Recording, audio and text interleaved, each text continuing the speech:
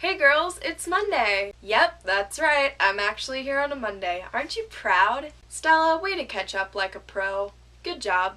I'm really glad you've heard Joe talk about the whole sorting thing and how it's uneven because that's really bothered me for quite a while now. So I'm glad that mystery is solved. Heather, I'm so glad you have your voice back now. Thanks for making a video even when you don't have a voice.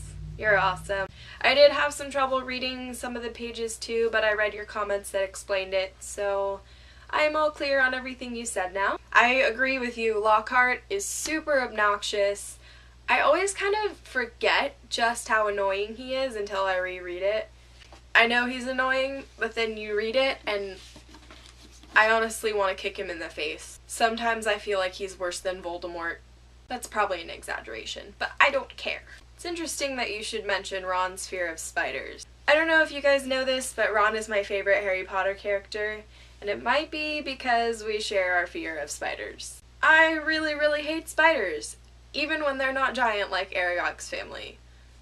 But that freaks me out like crazy. Oh my gosh, the spider scene in Chamber of Secrets where there's like all those spiders coming and attacking them, that totally freaks me out. Oh my gosh. Not a fan of that. I can't even handle little spiders. Like if they're in my room, I completely freak out. The week before last, I was just having a good old dance party in my room, singing along to some All Caps. Actually, I was probably lip syncing because it was really late.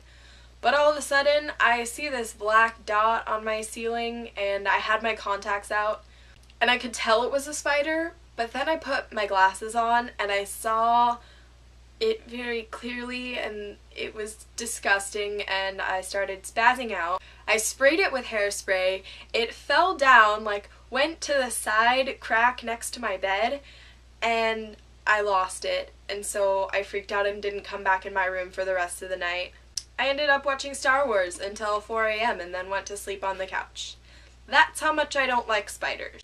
I'm falling behind on my reading. School's getting pretty intense and I've been busy. I am on page 236 of the Chamber of Secrets, so that means I've got about another 100 pages to go. Hopefully I'll be able to finish that tonight because I don't have to go to work. I think it's adorable how Ron protects Hermione this early on. When Draco calls her a mudblood and he tries to curse him, that's just so sweet and I love it. Which is interesting because I will admit to you, when I first read Chamber of Secrets, I didn't ever put Ron and Hermione together. Mind you, I was like 11 or something. I used to really want Harry and Hermione to get together. But now I love Ron and Hermione. I wouldn't have it any other way. Guys, the books are just so much better. There's so much more happening in the books. Even when they're only this thick, they can't get it all into 2.5 hours. Which I totally understand. I understand that that's just how books to movies work. But that's why I like the book better, because you get to see a lot of things that you don't get to see in the movies. I would like to see more of the ghosts in the movies. For some reason, I really like the Death Day party in Chamber of Secrets, and it makes me sad that that's not in the movie. And also Professor Binns. They never even acknowledge in the movies that they have a ghost teacher. Heather says she wants a flying car, and yes, that would be awesome, but I think if I had a choice between a flying car and a broom, I would take a broom. I've always wanted to be able to fly. Like if I could choose any superpower, that would be it. And I just feel like having a broom is a lot more like flying than being in a car that's in the air, because that's kind of just like a slow airplane.